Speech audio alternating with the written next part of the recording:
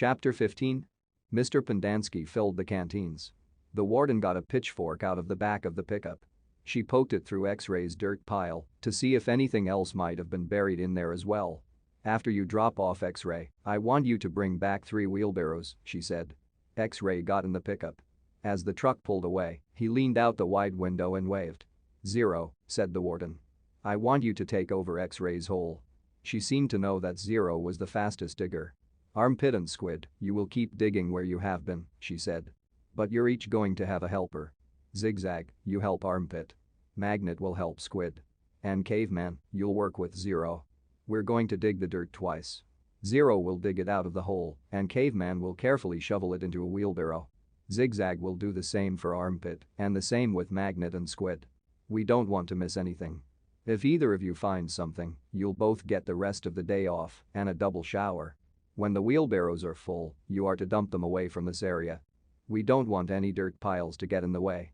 The warden remained at the site for the remainder of the day, along with Mr. Pendanski and Mr. Sir, who showed up after a while. Occasionally Mr. Sir would leave to take water to the other groups of campers, but otherwise he and the water truck stayed parked there. The warden saw to it that nobody in Group D was ever thirsty. Stanley did as he was told. He carefully looked through all the dirt dug up by Zero as he shoveled it into a wheelbarrow, though he knew he wouldn't find anything. It was easier than digging his own hole. When the wheelbarrow was full, he took it a good distance away before dumping it. The warden couldn't keep still. She kept walking around, looking over the boys' shoulders and sticking her pitchfork through the dirt piles. "You're doing fine, just fine," she told Stanley. After a while, she told the boys to switch places so that Stanley, Zigzag, and Magnet dug in the holes and Zero, Armpit, and Squid shoveled the excavated dirt into the wheelbarrows. After lunch, Zero took over the digging again and Stanley returned to the wheelbarrow. "There's no hurry," the warden said several times. "The main thing is not to miss anything." The boys dug until each hole was well over 6 feet deep and wide. Still, it was easier for 2 boys to dig a 6-foot hole than it was for 1 boy to dig a 5-foot hole. "All right, that's enough for today," the warden said. "I've waited this long, I can wait another day." Mr. Sir drove her back to her cabin. "I wonder how she knew all our names," Stanley said as he walked back to the compound. "She watches us all the time," said Zigzag. "She's got hidden microphones and cameras all over the place. In the tents, the rec room, the shower." "The shower?" asked Stanley. He wondered if Zigzag was just being paranoid.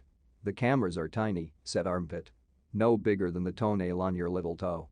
Stanley had his doubts about that. He didn't think they could make cameras that small. Microphones, maybe. He realized that was why X-ray didn't want to talk to him about the gold tube at breakfast.